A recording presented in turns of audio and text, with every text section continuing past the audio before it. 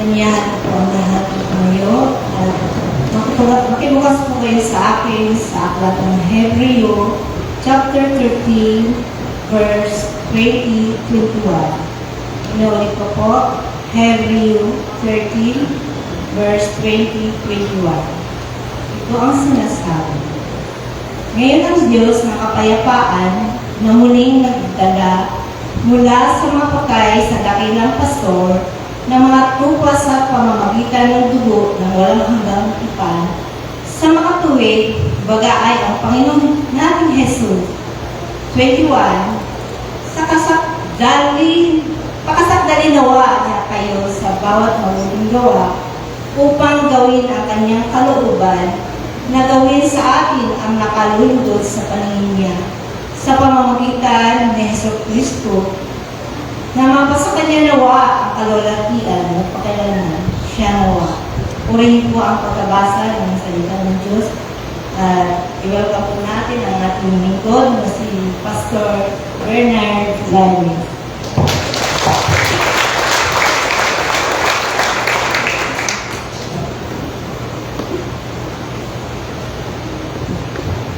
Palakpak para sa Panginoon.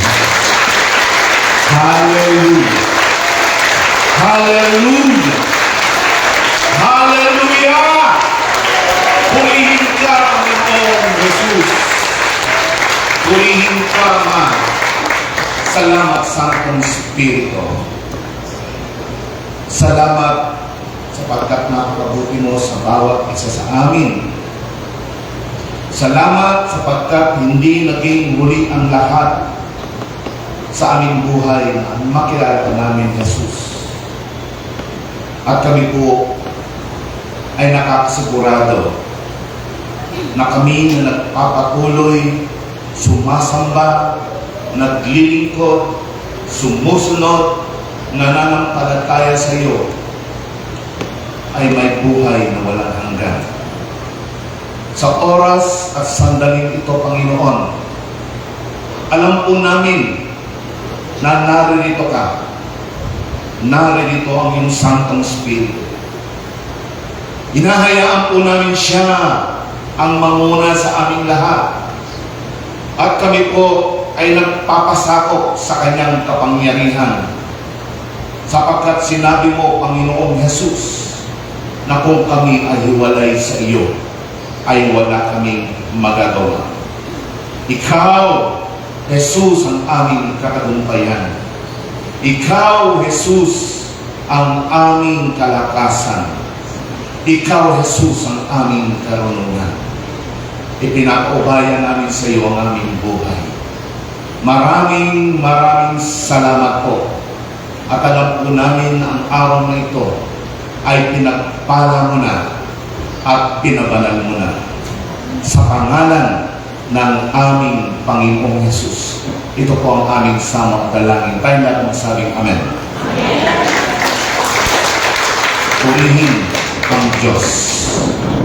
Purihin po ang Panginoon.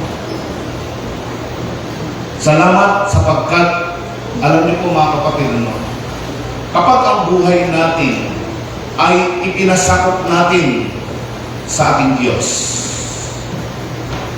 Kahit na ikaw ay may pera, kahit ikaw ay walang pera, kahit maganda ang buhay, may problema, kapag ipinasakop mo ang buhay mo sa Panginoon, tandaan ninyo, hindi tayo pababayaan ng Diyos. Amen? Sa Diyos may pag-asa.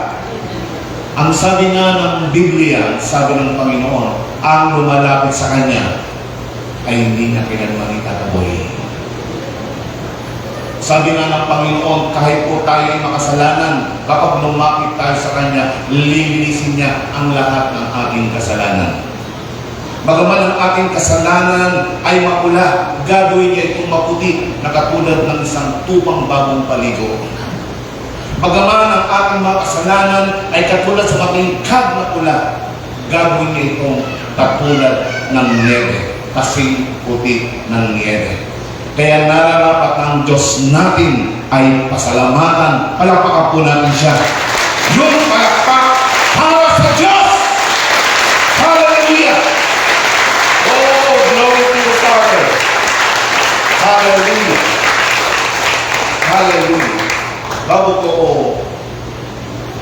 umpisa, may tanong po ko sa inyo. Kayo po ba ay sumasampalataya kay Jesus? Mahal niyo po ba ang Panginoon? Susunod ba kayo kay Jesus? Alam niyo mga kapatid, ang lahat ng anak ng Diyos ay may pribilehiyo sa Diyos.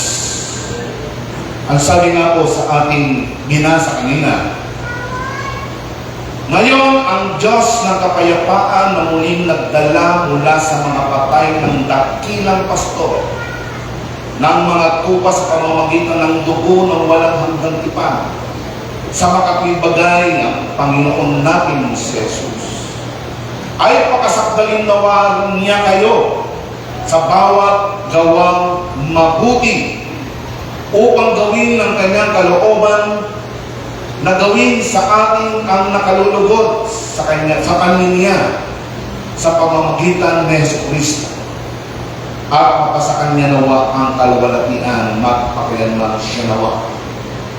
Kaya nga po kung titignan po natin ang bawat sumasampalataya, ang bawat naniniwala, ang bawat Kristiyanong katulad natin na tumanggap sa Panginoong Yesus, mayroon po tayong Jesus na magliligtas at sa atin po mga kapatid ay magpapala.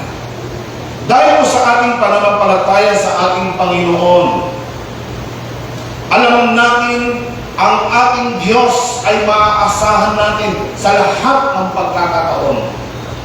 Sabi nga po kanina ni Mia, ang ganda po ng kanyang inawit. Amen po ba? Ang ganda po ng mensahe ng kantang yun. Sapagkat tayo kung lahat ay dumadaan po sa mga hindi natin gusto. Amen po ba? Tayo po ay nagkakaroon ng mga bagay-bagay sa buhay natin na ayaw natin mangyari sa atin, pero nangyayari siya. Ang sabi nga po ng Biblia, kayo ay dadaan sa mga pagsubok, sa mga tukso. Pero ang mga anak ng Diyos, dumadaan lang dyan. Hindi po tayo mananatili diyan sapagkat ang Diyos mismo magliligtas sa atin. Amen po ba? Alam natin ang kabutihan, ang katapatan, ang pagmamahal, ang pagpapatawa ng Diyos ay lagi niyang ibibigay sa lahat ng nagtitiwala sa Kanya. Why? Because God never changes. He is the same yesterday, today, and forever. Kung paano ang Diyos ay nagligtas noon, noong isang taon, ang Diyos natin sinasamba ay patuloy at magpapatuloy na magliligtas.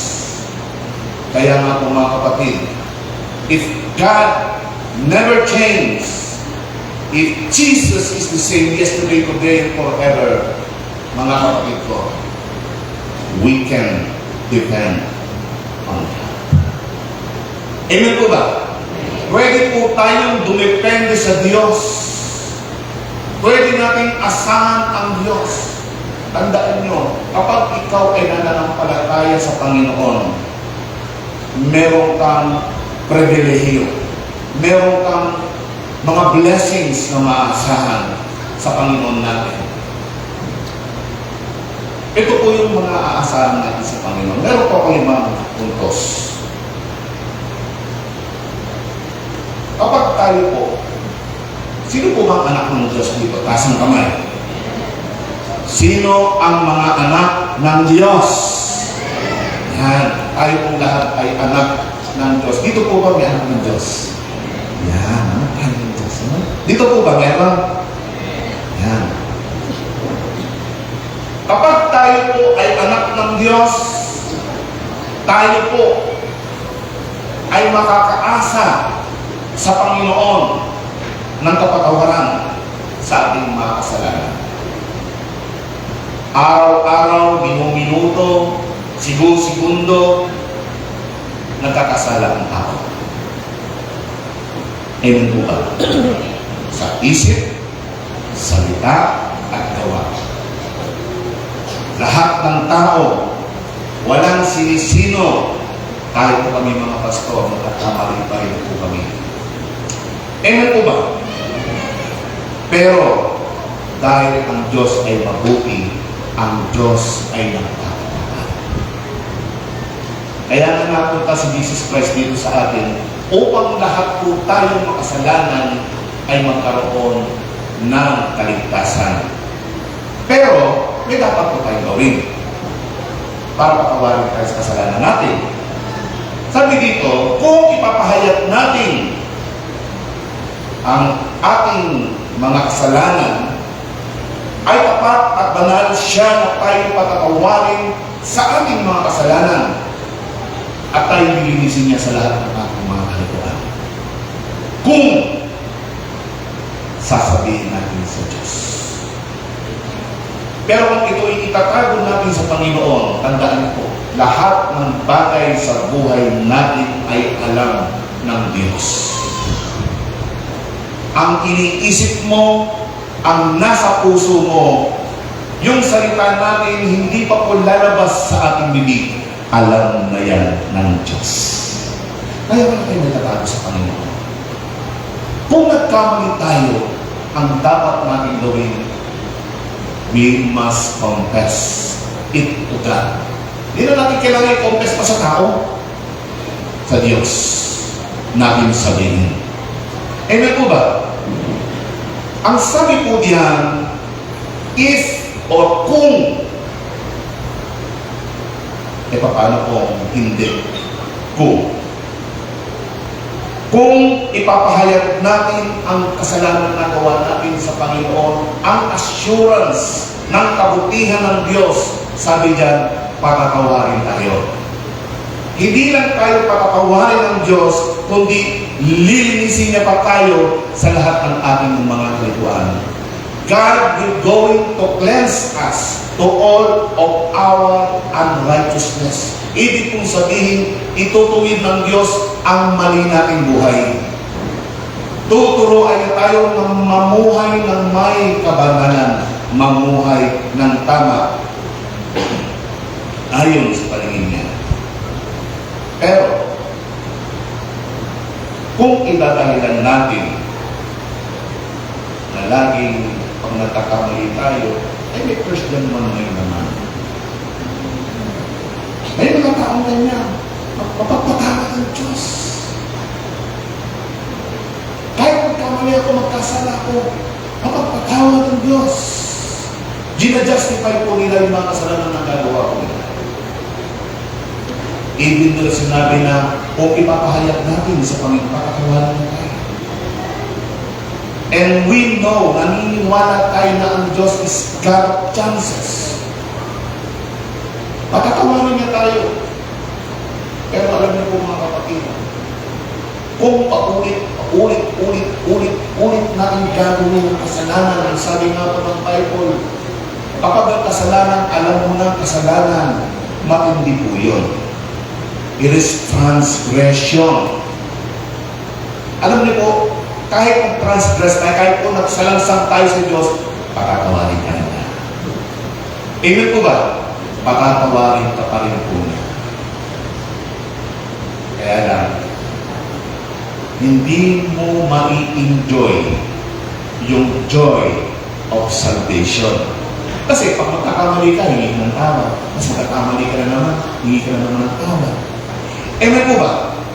So yung joy of salvation na sinasabi mo sa Awit 51 verse 12 ay hindi mo mai-enjoy. Kaya kapag tayo ay nagkamali, sabi nga po, di ba? We learn from our mistake. Natututo tayo doon. Kaya nga po mga kapatid, lagi niyong isipin na kapag ikaw ay mananampalataya, kapag mahal mo ang Diyos, kapag nagtitiwala ka sa Diyos, yung pagpapatawad niya sa mga pagkakamali natin ay ibibigay niya. Patatawarin ka ng Diyos. Pangalawa, kapag ikaw ay sumusunod sa Panginoon, maaasahan mo ang kanyang pagtulong sa iyo. Diba pangako ng Panginoon na hindi kita pababayaan, hindi kita iiwan. Sa ibang salin, hindi kita pababayaan, hindi kita pagpupulahin. Pangako ng Diyos yun. Kaya nga po, tayo po, alam niyo po, hindi lang po kayo dumadaan sa mga pagsubok na yan. Ulitin ko po, dumadaan. Pero hindi mananatili. Mulit-mulit pagsubok yan. Pero tandaan ninyo, kapag dumadaan po tayo kahit mulit-muli yan, asahan natin ang pulong ng Diyos. Kaya ako sabi ko po sa inyo mga kapatid, ang ganda po ng plano ng Diyos sa ating lahat. Tutulungan tayo ng Panginoon upang magampanan po natin ang kalooban niya at upang maisakatuparan po natin ang dapat natin gawin yung mga tungkulin natin sa Panginoon. Bibigyan niya tayo ng spiritual na karunungan at kalakasan upang sa gayon mapagtagumpayan po natin ang dapat natin mapagtagumpayan. Ang sabi nga po ng Biblia ay pakasakdaling nawa niya kayo sa bawat gawang mabuting gawa upang gawin ang kanyang kalooban. Bakit po tayo tinuturuan ng Diyos upang maging mabuti? Upang gawin ang alin? Kalooban niya. Yan po sinasabi ng bakit po meron tayong Biblia. Bakit po kinasihan ng Diyos ang Biblia? Para magampanan po natin ang lahat ng mabuting gawa. Sabi ko dito, pakasakdaling nawa niya kayo sa bawat mabuting gawa upang gawin ang kanyang kalooban. Kaninong kalooban? Sa Diyos. Hindi sa atin. Hindi sa kapwa, hindi sa Diyos. Kalooban ng Diyos. Nagawin sa atin ang nakalulugod sa kanyang paningin. Gagawa tayo, kikilos tayo, maglilingkod tayo sa Panginoon, hindi po sa may impress ang tao sa atin. May impress yung mga taong mahal natin sa buhay. Kundi ang ating binibigyan ng kalugaran dito ay ang Diyos na ating pinaglilingkuran. Amen? Kaya nga po ang sabi dito, sa pamamagitan ni Jesucristo. Lahat ng ginagawa natin mabuti, tutulungan tayo ng Panginoon. Bakit niya tayo tutulungan? Para magawa natin ang kalooban ng Diyos. Yung gawang mabuti na pinagagawa sa atin ng Panginoon. God will going to equip us in every good for doing His will. Gagawin natin iyon for common goods. Sa ikabubuti ng lahat, hindi sa ikabubuti ng sarili mo. Alam niyo po mga kapatid, may mga taong ginagawa ang mga bagay na dapat nilang gawin para sa kanilang sarili. Pero kapag ikaw ay anak ng Diyos, gagawin mo yung mga bagay na alam mong mabuti na itinagagawa sa iyo ng Diyos para sa ikabubuti ng iyong kapwa. Amen? No? Sabi nga po, doon po sa 1 Corinthians chapter 12 verse 7, God will going to give us gifts. Bibigyan niya po tayo ng mga kaloob para sa ikabubuti po ng bawat isa. Yan po yung pangalawa. Tutulungan tayo ng Diyos. Amen po ba? Amen. Kapag ikaw ay mananampalataya, pakakawarin ka niya, tutulungan ka niya. Pangatlo,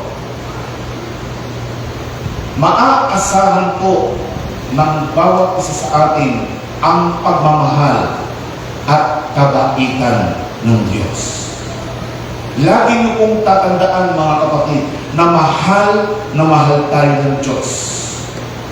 At ang Diyos na pinaglilingkuran natin, siya po ay mabait na Diyos. Kahit po sa life po ang ginagawa natin, mabait pa rin po siya sa atin. Binibless pa rin po tayo ng Panginoon. Ibinibigay ng Diyos ang kanyang kagandahang loob sa bawat isa. Pinatutunayan niya ng kanyang pag-ibig sa atin noong pinatunayan niya ngayon, noong isinugo niya ang ating Panginoong Hesus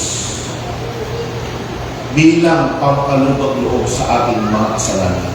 Ang sabi ko dito, narito ang pag-ibig hindi sa tayo umibig sa Diyos, kundi siya umibig sa atin at isinugo ang kanyang anak na pampalubag loob sa ating mga kasalanan.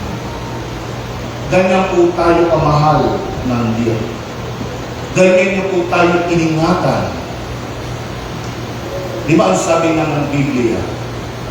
John 3:16, alam naman po natin yun, na mahal ka ng Diyos. Isinugo niya ang Panginoong Hesus. Sa lang ang gagawin natin, sumampalataya ka. Hindi ka mapapahamak. Magkakaroon ka ng buhay na walang hanggan sa pamamagitan ng iyong pagsampalataya sa Panginoon. Kaya nga po mga kapatid, kapag ikaw ay mananampalataya ni Jesus, kapag mahal mo ang Diyos, maaasahan mo ang kanyang pagmamahal at kabaitan.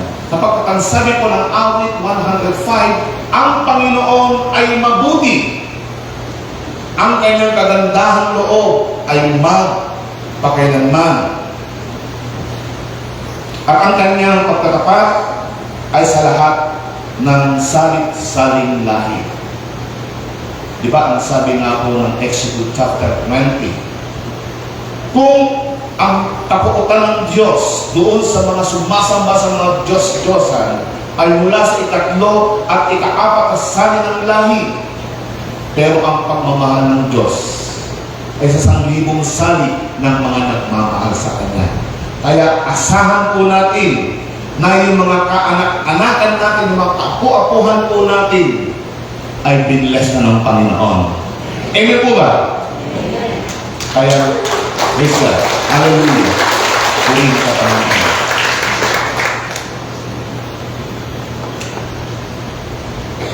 Kaya nga po mga kapatid, mabait ang Diyos sa atin. Alam niyo po, salamat sa Panginoon kasi hindi lang muli ang lahat. Yung sumpa ay natanggal na po sa atin. At ang nasa sa atin na po ngayon ay ang pagpapala na mula sa Panginoong Jesus. Kaya yung mga anak natin, yung mga kaanak-anakan po natin, yung mga kaapo-apuhan po natin, mga kapatid ko, pinagpala na sila ng Diyos nang dahil sa ating pananampalataya kay Jesus. Amen po ba? Ganyan po ang ating Diyos. Ang Panginoon ay mabuti. Amen po ba? Ang kanyang kagandahan loob ay magpakailanman. Amen po ba? At ang kanyang pagkatapat ay sa lahat ng salit-saling lahi. Kahit po may mga nagkakasakit, may mga namumroblema sa mga kamag-anak natin, tandaan po ninyo, panghawakan po natin ang pangako ng Diyos. Marami pong mga cases, mga kapatid. Si Haring Ezekias, si Haring Hezekiah, di ba mamamatay na siya? Sinabi ng Panginoon, tapat ko ako. Alam mo minsan, kapag tayo po ay naging tapat sa Diyos, kapag tayo po alam natin sa sarili natin na ang ating pananampalataya ay 100%, ang ating pagtitiwala ay 100% sa Diyos, at ikaw kahit anong nangyayari, naglilingkod ka sa Panginoon, hindi ka tumitigil, pwede mong sabihin sa Panginoon, nangyari po sa akin yan nung naoperahan po ako, nung nakalatag po ako sa operating table. Isa lang po ang sinabi ko sa Panginoon, ang buhay ko ay sa iyo. Hindi ko na kontrolado to. Ikaw ang may kontrol. Alam niyo po, kahapon, konting patotoo, kinamahan ko po yung bayaw kong nagpa-check up. Sa cardiologist din po yun, pero hindi po yun sa Castro, sa may Marina. Sinabi ko sa kanya, doktor, maoperahan ko ako open heart surgery. Tinapik niya po ako sa balikat. okay ka na. Malakas ka. Huwag mo na lang abusuin. Ganyan po ang mga tao. Kahit po ang Diyos ay mabuti, siya po ay mabait, pero kung hindi po natin ito binibigyan ng kahalagahan, mga kapatid, ang Diyos po ay nagagalit din. Balikan ko po si Haring Hezekiah. Sabi ni Haring Hezekiah, Panginoon, ako po'y naglingkod sa iyo, naging tapat ako sa iyo. Alam niyo po, mga kapatid, pinabalik ng Diyos si Samuel. Sabihin mo, tatagdag ko ng 15 years ang buhay niya. Amen? Ang inyong abang pastor na nasa harapan niyo, 2 taon na po ako na dinuktungan ng Diyos ang buhay ko.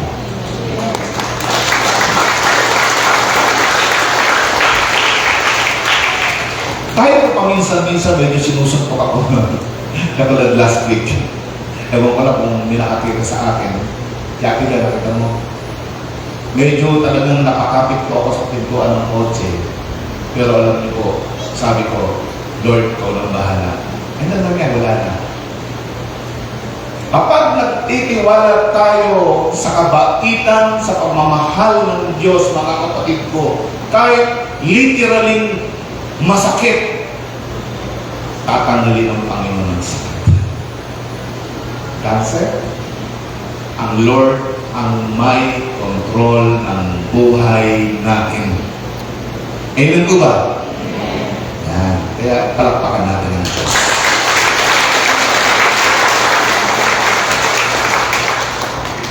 Maasahan natin ang kanyang pagmamahal at ang kanyang kabaitan. At maasahan natin ang kanyang kalakasan. Mga kapatid ko,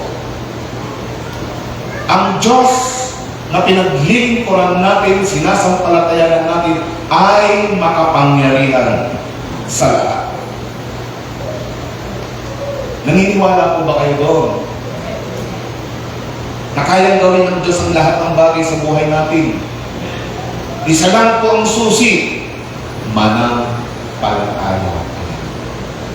Kasi tayo po, kahit po tayo mga Kristiyano at mahal natin ang Panginoon ng Biblia, minsan nag-aalinlangan din po tayo eh. Amen po ba? Tama po ba o may tama? Amen?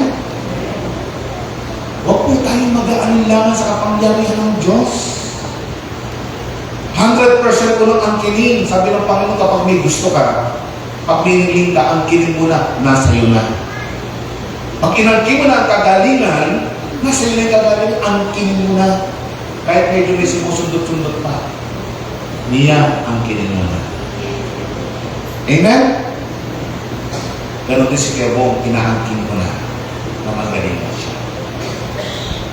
Lahat ng mga kapatiran, alam ko po, ang kiling po ninyo, sapagkat ang Diyos natin ay makapangyarihan. Kung sa tao ay imposible, sa Diyos walang imposible. Hallelujah! Ang Diyos ang magpapatibay at susuporta sa atin upang hindi tayo sumuko o makompromiso. Ang nakalulungkot, mga kapatid, maraming mga Kristiyano katulad natin ang sumusuko. Kapag sila po'y dumaan sa matinding problema, instead na mapagtagumpayan po nila ang problema, nakatanay na po sila ng problema. Pero alam ko po, na kapag ikaw ay nagtiwala sa Diyos, magiging stepping stone mo po ang problema niyan upang muli kang iangat ng Diyos. Mas higit doon sa inakala mong blessings. Amen po ba? Alam ng Panginoon kung kagaanong kalakas ang pwersang ibibigay sa atin. Hindi pa tayo ng Diyos. Nadadaan tayo sa mga bagay na hindi natin gusto na hindi natin makakaya. Hindi papayag ang Diyos. Tandaan mo yan, kapatid. Yung pwersang ibibigay sa atin ng Diyos, tandaan niyo po, kapag meron po tayong mga pagsubok sa buhay, I just want to make this clear sa isip at puso po ninyo. Hindi ang Diyos ang may gawa niya. Hindi nanunukso ang Diyos sa sino man sa atin. Minsan niya po ay kagagawan din natin. Amen? Katulad ko po, naoperahan po ako sa puso. Bakit ako naoperahan sa puso? Kasi gusto ko po, sa Saudi Arabia po kasi, gusto ko po yung mga cholesterol. Yung balat ng manok, ay grabe po ako kumain nun. Masarap yun, di ba, chicharon? Masarap po yun, pero susunod sa mga pagdating ng 10 years, 15 years, bypass. Kaya mag-ingat po kayo. Ayan po ba? No? Mga kapatid, hindi po tayo dapat sumuko. O wag po tayong dapat makompromiso. Maraming mga Kristiyano na kapag dumaan sa problema, sa pagsubok, nakokompromiso ang kanilang pagiging Kristiyano. Wise won't compromise. Ang mga anak ng Diyos na kapag tayo po'y dumadaan sa mga bagay na ayaw natin, lalo tayong tumatapang. Para tayong mga agila. Di ba yung agila, mas gusto nilang lumipad against the wind? Di po ba? Lalo po sila nakakapag-glide. Mas nai-enjoy po nila. Tayo po, sabi nga po ni Lia kanina, nagamit ko yung pangalan niya sapagkat ang ganda po ng mga sinabi niya. Ang ganda po ng message ng kanta. It is a message of inspiration. It is a message of hope. Ito pong message na ito is a message of hope na iiwanan po ng Panginoon sa puso ninyo. Yung kalakasan ng Diyos, maaasaran po natin yan. Tandaan niyo po, wag yung gawing weak ang Diyos sa buhay niyo. Gawin ninyo ang Diyos na Diyos sa buhay ninyo. Sapagkat makapangyarihan siya. Ang sabi po dito, 1 Corinthians 10:13, hindi dumarating sa inyo ang anumang tukso kundi iyang matitiis ng tao. Dadapat tapat ang Diyos na hindi niya itutulot na kayo tuksuhin ng higit sa inyong makakaya. Kundi kalakip din ng tukso ay gagawin naman ang paraan sa pag-ilag upang ito'y inyong matiis. Ang pinag-uusapan po natin dito ay tukso, hindi pagsubok. Clear po ba yun? Kasi ang pagsubok, napagtagumpayan na po natin yan. Amen? Ang sabi nga ng kanta, o tukso, layuan mo.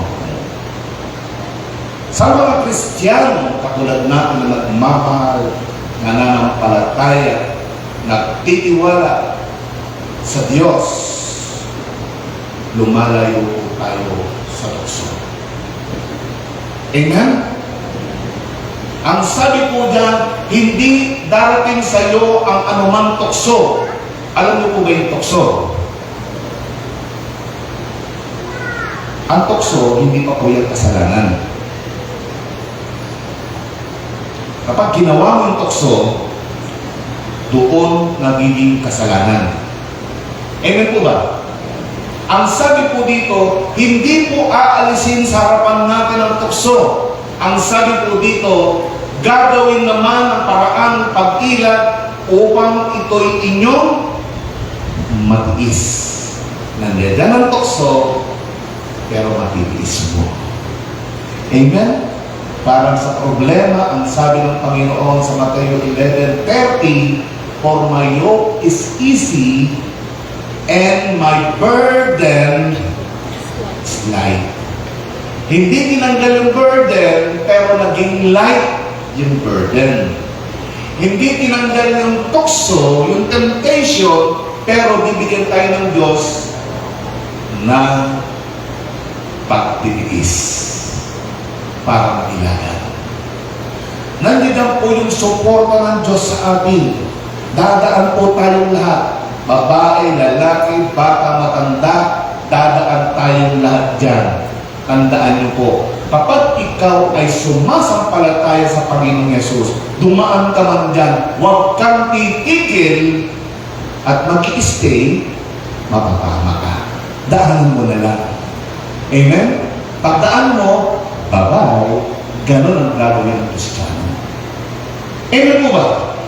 Tandaan niyo po, tutulungan tayo ng Diyos.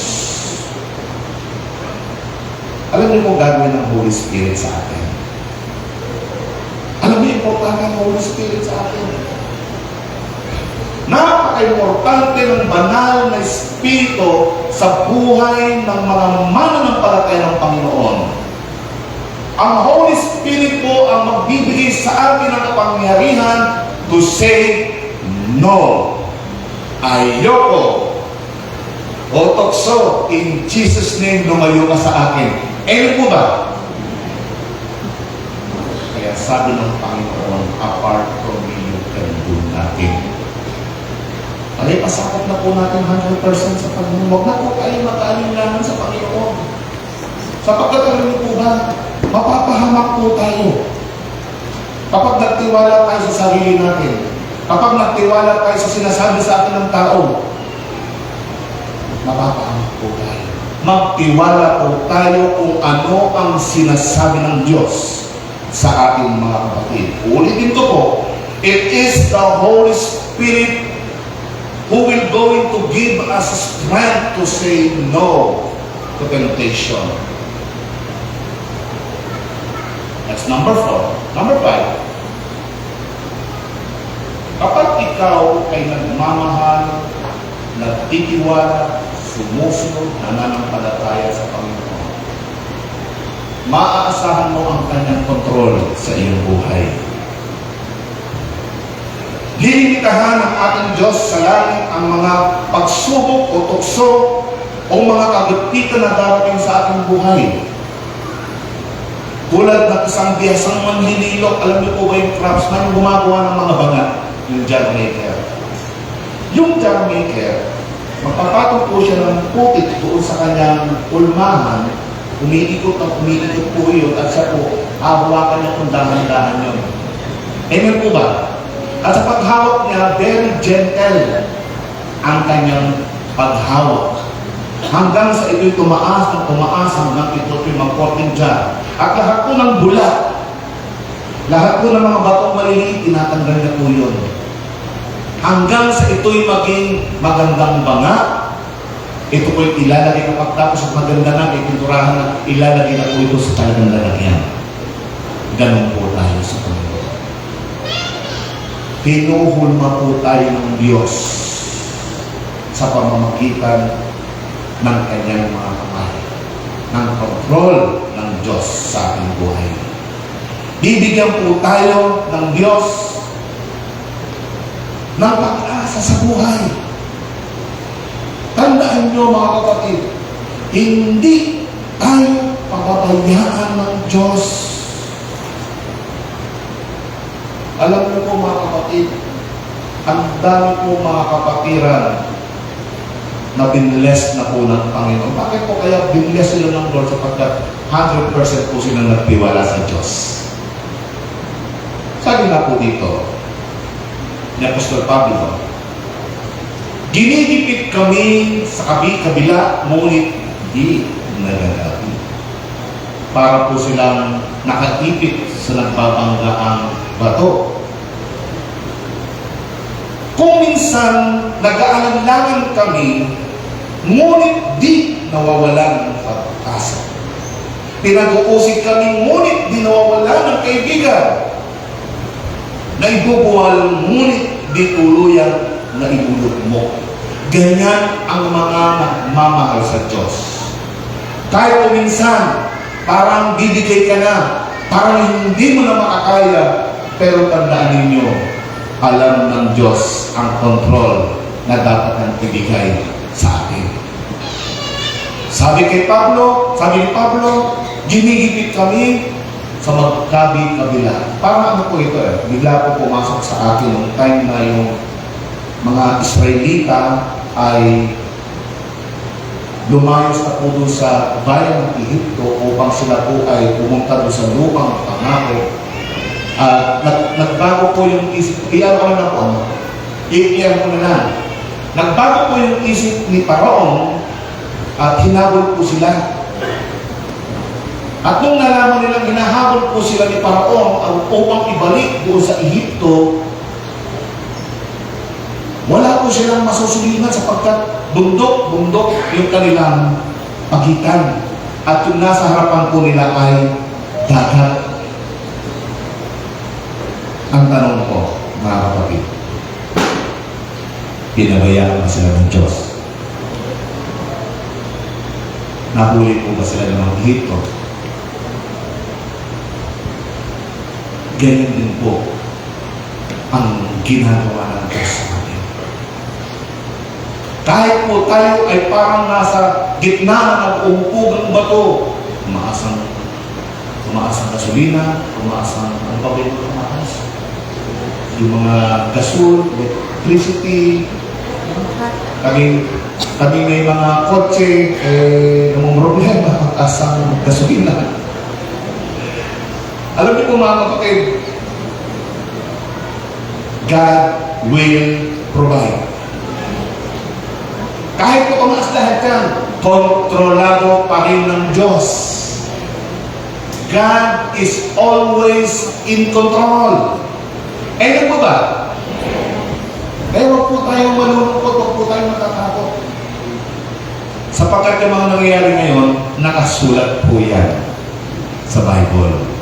Magagalak at magagalak po yan. So, pamadalit sabi ng mga Israelita, hindi po pinabayaan ng Diyos. Di ba ang sabi po kanina, ang Diyos ay hindi nagbabago? Jesus is the same yesterday, today, and forever. Kung papaano ang mga Israelita ay ipinatawid ng Diyos doon sa dagat na pula, ganyan din po tayo. Tayo po, nagkikipit po tayo, makakapos po natin yan.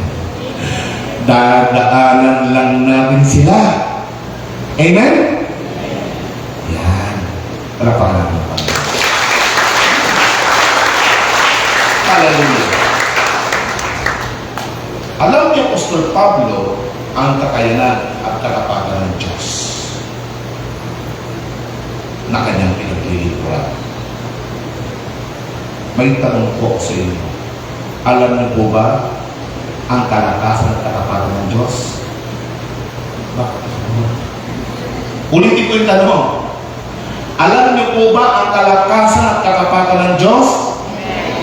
Huwag ka ng mga problema. Nandiyan ng Diyos. Hindi ka niya pababayaan. Kaya nga, si Pablo, naglingkod na lang po siya naglingkod. Tayo po, ginigipit siya. Tayo po, pinag-uusig siya. Kaya ang sabi niya, malakas nga ang loob kong iwan ang katawang ito na aking tinatahanan upang manirahan sa piling ng Diyos. Ganyan po ang mga anak ng Diyos. Sigurado po tayo na nandiyan ang Diyos sa buhay natin. Nandiyan si Jesus sa buhay natin. Hindi niya tayo pababayaan. Kahit mawala na yung buhay natin, sa Diyos tayo pupunta. Amen? Sabi nga ni Pablo, to die is gain, but to live is for Christ. Whether I die, whether I live, it's for Christ. Ganyan po ang mga anak ng Diyos na sumasampalataya kay Jesus. Si Jesus lagi ang inaasahan. Amen? Yan ang kabuluhan ng kapangyarihan, ng kontrol ng Diyos sa ating mga buhay. Kaya nga mga kapatid, we can depend on God. Pwede po tayong dumepende sa Diyos, 100%. Kasi ang layunin ng ating Diyos sa ating buhay ay napakadakila at napakaganda. Ang plano ng Diyos ay upang alisin tayo sa mundong ito na nakangiti. Hindi na kasi mangot.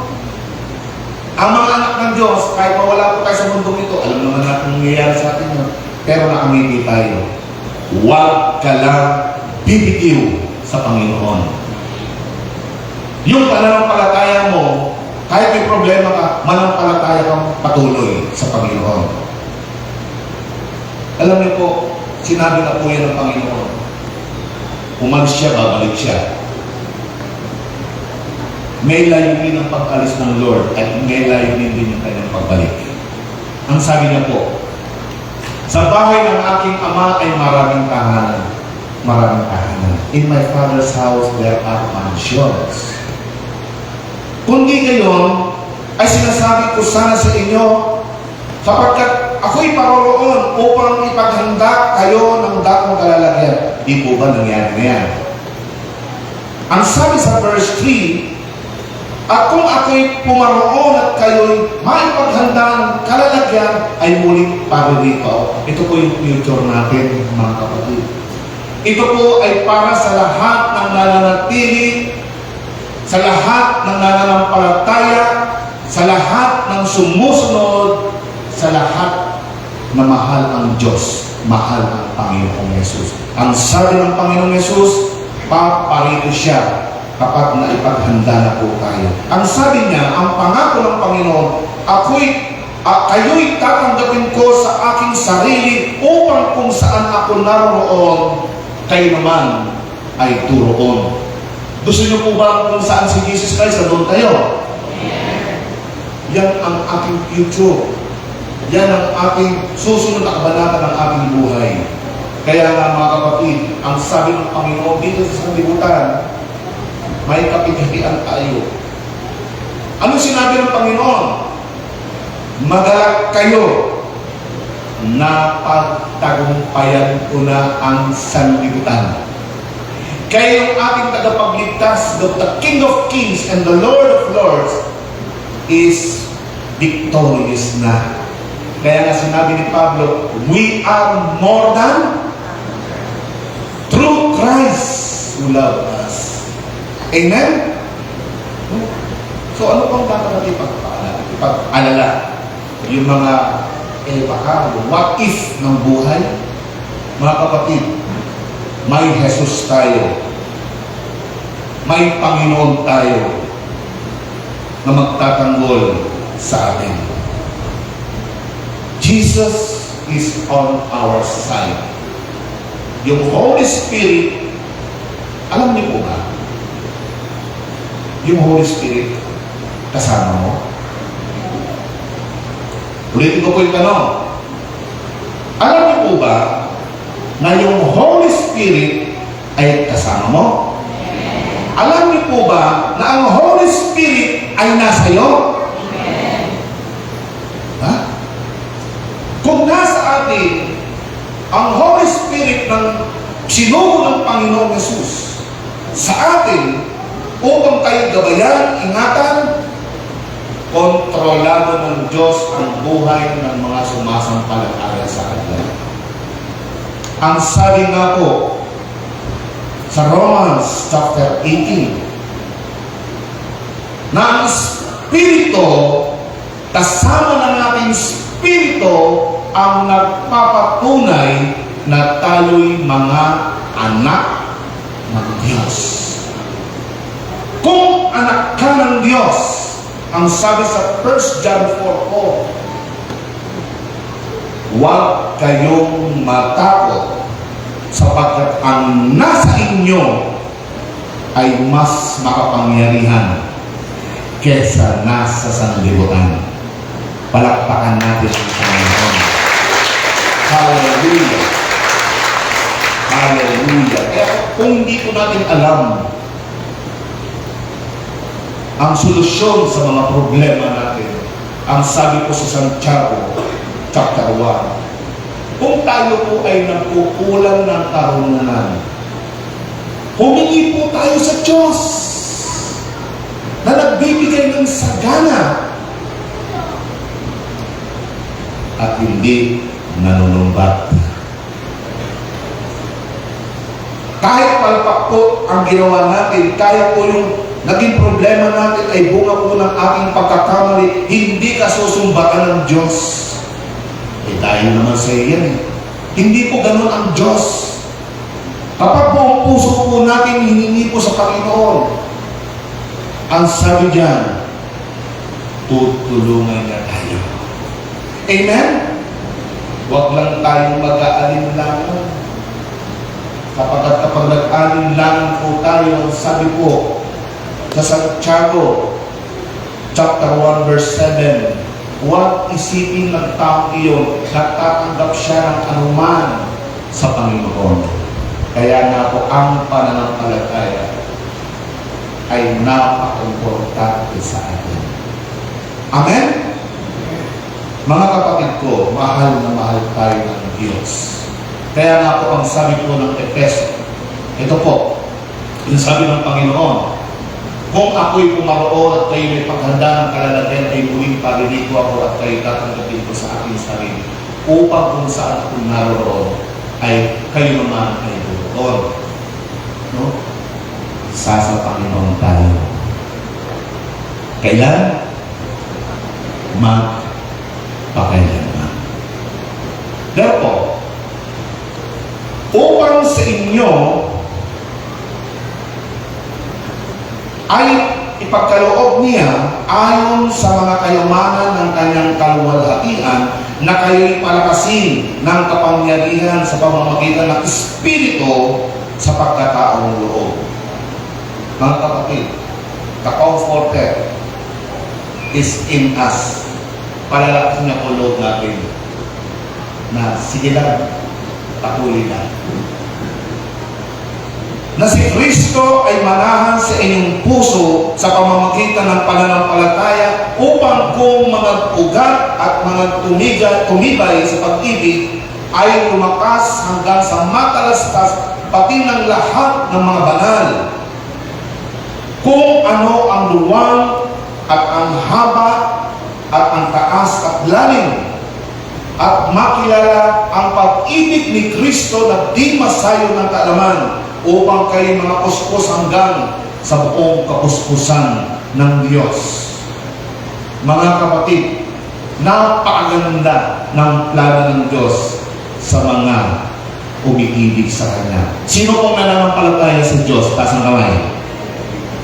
Praise God. No? Alam niyo po, may pangako ng Diyos sa bawat isa sa atin. Ang sabi niya, sapagkat nalalaman ko ang mga pag-iisip na aking iniisip sa inyo, sabi ng Panginoon, mga pag-iisip tungkol sa kapayapaan at hindi tungkol sa kasamaan, upang kayo'y bigyan ng pag-asa sa inyong huling wakas. Keep in mind, lagi niyong iisipin ang pangako ng Diyos. Lagi niyong kapag kayo dumadaan, tandaan niyo, dumadaan sa mga ayaw ninyo, sa mga pagsubok, lagi niyong iisipin ang sabi ng Diyos, for I know the plan. Amen? Now, kung alam ng Diyos ang mga nagaganap at nangyayari sa atin, ang sabi niya, mga pag-iisip tungkol sa kapayapaan at hindi tungkol sa kasamaan upang bigyan kayo ng pag-asa sa inyong huling wakas. Tandaan niyo mga kapatid, hindi pa po tapos ang Diyos sa atin. Amen? Marami pang blessings na tatanggapin ng mga anak ng Diyos. Huling wakas, sabi ko nga po kanina, aalis tayo rito na ang ngiti. Victorious. Sino po ba yung mga nagtagumpay na rito? Praise God. Ang sabi po dito, at kayo'y magsisitawag sa akin at kayo'y magsisiyaon at magsisilalangin sa akin. Ano ang gagawin ng Diyos? Ang sabi dyan, at aking bibingin kayo. Sa lahat ng mga panalangin inyong ipinanalangin noong nakalipas na araw, binibigyan ng Diyos. Hintayin mo, tutugunin niya ng Panginoon sa kapanahonan niya. Amen ba? Ang pangako niya, nadidinig ko kayo. Sabi ng Panginoon, at inyong hahanapin ako at masusupungan ako pagka inyong sisiyasatin ako ng inyong buong puso. Kapag ang puso mo ay nakalinya sa pagtitiwala, pananampalataya, pagsunod sa Diyos, at hinanap ko siya ng buong puso, ano ang pangako ng Diyos? Masusumpungan mo siya. Pag tumawag ka, tutugon siya. At sabi niya, alam ko ang plano ko para sa iyo. Amen? Maghintay ka lang. Ang lahat ng bagay sa mundong ito ay may proseso. Amen? Praise God. Kaya nga, mga kapatid ko, we must trust God with all our heart. We must not lean on our own understanding. In all our ways, we must acknowledge God, and He will help us. He will show us the way. Proverbs chapter 3, 5 to 6. If God is with us, who shall be against us? Kung ang Diyos ay kasama natin, sino ba ang magiging laban sa atin? Palakpakan po natin ang ating Diyos. Makapangyarihan ang ating Panginoon. Tayo po ay makakaasa sa ating Diyos ng kapakawaran ng ating mga kasalanan, ang kanyang pagtulong, ang kanyang pagmamahal at kabaitan, ang kanyang kalakasan at ang kanyang kontrol sa buhay ng mga nagmamahal sa Kanya. Muli po, pagpalain po kayong lahat ng Diyos.